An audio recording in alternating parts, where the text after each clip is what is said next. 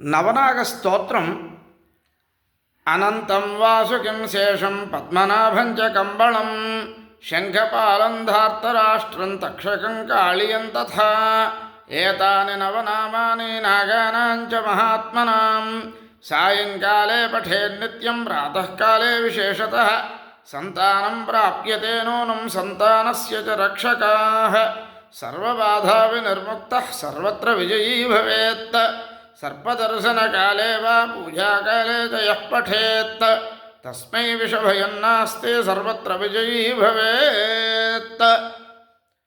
నాగుల చవితి రోజున మరియు సంతానం లేని వారికి, సంతులేని వారికి సంతానం కలగడానికి కాలసర్ప దోషం ఉన్నా, రాహుగ్రహ కేతుగ్రహ దోషాలున్నా, సర్పదోషాలున్నా నిస్సంతుగా ఉంటారు. కాబట్టి సంతానం కలగడానికి లేదా సంతానాన్ని రక్షించుకోవడానికి చిరకాలము ఆరోగ్యంతో ఆయుష్తోటి దీర్ఘాయుష్మంతులై ఉండడం కోసము నిత్యము సాయంకాలం పూర్వకాలంలో సాయంత్రమందు ఈ సర్పముల యొక్క భయం ఉండేది. కాబట్టి సాయంకాలం తప్పనిసరిగా ఈ యొక్క నవనాగుల స్తోత్రమును చేసినట్లయితే దాని నుండి వచ్చేటటువంటి ఆ విషాన్ని హరించి అవి మనల్ని రక్షించి కాచి బ్రోచునుగా కానీ ఈ స్తోత్రమును వ్యాసప్రోక్తంగా మనకు అందించడం జరిగింది.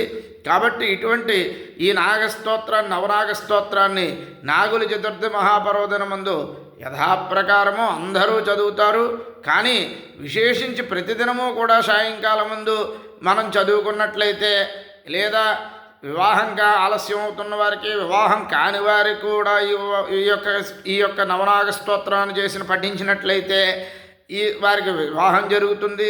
వివాహమైన వారికి సంతానం కలగకపోతే దీర్ఘకాలం పాటు సంతానం పొందుతారు. పొందిన సంతానాన్ని రక్షించుకోవడానికి ఈ యొక్క స్తోత్రం ఉపయోగపడుతుంది. కాబట్టి అందరూ కూడా ఈ నవనాగ స్తోత్రమును పఠించవలసినదిగా కోరుతున్నాను. మరొక్కమారు నవనాగ స్తోత్రం.